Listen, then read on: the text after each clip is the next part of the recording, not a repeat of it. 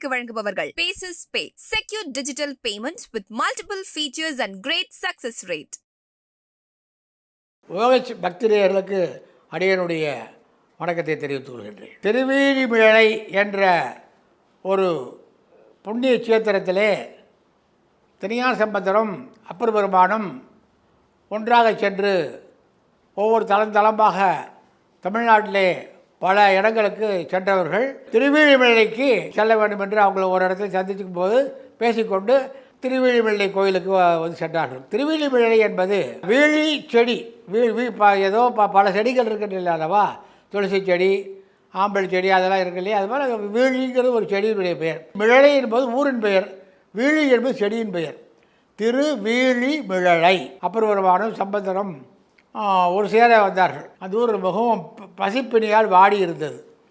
அந்த ஊரில் பஞ்சம் வந்து விட்டது. அந்த பஞ்சம் வந்ததுனால மக்களுக்கு உணவு கிடைக்காத ஒரு சூழ்நிலை. அதை நாம் மாற்ற வேண்டும் என்று நினைக்கும் போது அந்த இறைவனிடத்திலே போய் தேவாரம் பாடுகின்றார்கள் அப்பர் பெருமானும் திருஞான சம்பந்த பெருமானும். அப்படி இருக்கிற காலத்தில் சார் நாம் அதற்கு வேண்டிய ஏற்பாடுகளை செய்வோம் என்று இறைவன் அசரீரா சொல்லுகிறார். தன்னுடைய படங்கள் அவங்கவுங்க தனித்தனியாக போய் துயில ஆரம்பிச்சிடுறாங்க. மறுநாள் காலையில் அப்பர் பெருமானுடைய மடத்தில் இருந்து இந்த சாதங்களும் எல்லா விதமான பரிமாறப்பட்டு மக்களுக்கு வழங்கப்படுகின்றது. வழங்குவதற்கு தேவையான காசை இறைவன் கொடுக்கின்றான். எப்படி கொடுக்கின்றான் என்றால் அந்த இறைவனுடைய சன்னிதானத்துடைய படியிலே பூதம் வந்து வைத்து விட்டு சென்று விடுகின்றது கைலாசத்துக்கு. அந்த காசை திருஞான சம்பந்த பெருமானும் எடுக்கின்றார், அப்பர் பெருமானும் எடுக்கின்றார்கள்.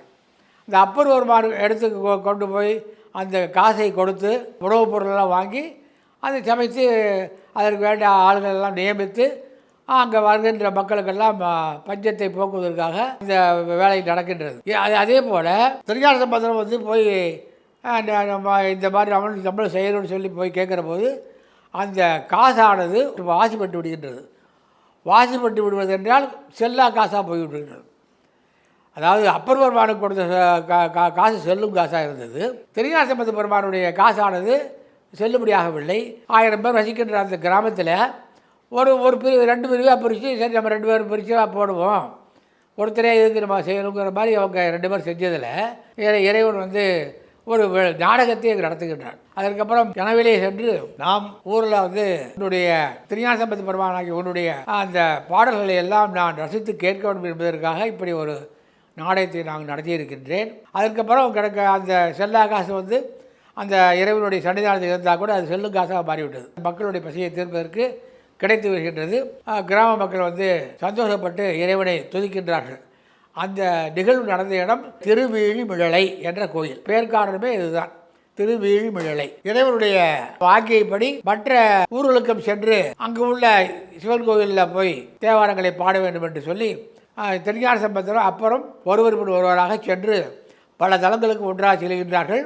கண்ணீர் கனலாலே பொடியாக பெண்ணுக்கு அருள் செய்த பெருமான் உரை கோயில், மண்டிற் பெரு வேள்வி வளர்த்தி புகை நாளும் வெண்டில் புயல் காட்டும் வீழிம்பிழையே. இது சம்பந்த பெருமான் பாடியது, திருஞான சம்பந்தர் பாடியது. அடுத்து அப்பர் பெருமான் பாடிய ஒரு பாட்டு. நீற்றினை நிறைய பூசி நித்தல் 1000 பூக்கொண்டு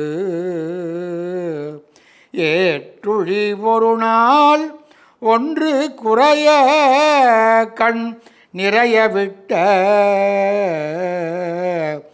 ஆற்றலுக்காளி நல்கி அவன் கொளர்ந்து இழிச்சும் கோயில் வீட்டிருந்து இங்கு அழிப்பர் வீழிமிழலையில் விகிர்தனாரே. விகிர்தன்னா வேடிக்கை செய்வோம்னு அர்த்தம். என்ன என்றால் திருவேலிமிழையில் உள்ள கோயில் வந்து மனிதன் கட்டியது அல்ல, வானுலகத்திலிருந்து கல்லால் அங்கே செய்யப்பட்டு வானுலகத்திலிருந்து கீழே பூமியில் வந்து இறங்கிய கோயில். இன்றைக்கும் அந்த கோயிலை பார்க்கலாம். வான மண்டலத்திலிருந்து வந்தது. நீற்றினை நிறைய பூசி நித்தல் 1000 பூக்கொண்டு ஏற்றுழி ஒரு நாள் ஒன்று குறைய கண் நிறைய விட்ட ஆற்றலுக்கு ஆளி நல்கி அவன் கொடர்ந்து இழிச்சும் கோயில் வீட்டிலிருந்து அழிப்பர் வீழி மிழலையுள் விகிருதனாரே. இது அப்பர் பெருமான் பாடினது. அவர் வந்து இந்த கோயில் உருவான விதத்தை பாடியிருக்கிறார். நம பார்வதி வதையே அரஹர மகாதேவா தென்னாடுடைய சிவனே போற்றி எண்ணாட்டவர்க்கம் இறைவா போற்றி. இந்த வீடியோ உங்களுக்கு பிடிச்சிருந்தா லைக் பண்ணுங்க, ஷேர் பண்ணுங்க, கமெண்ட் பண்ணுங்க.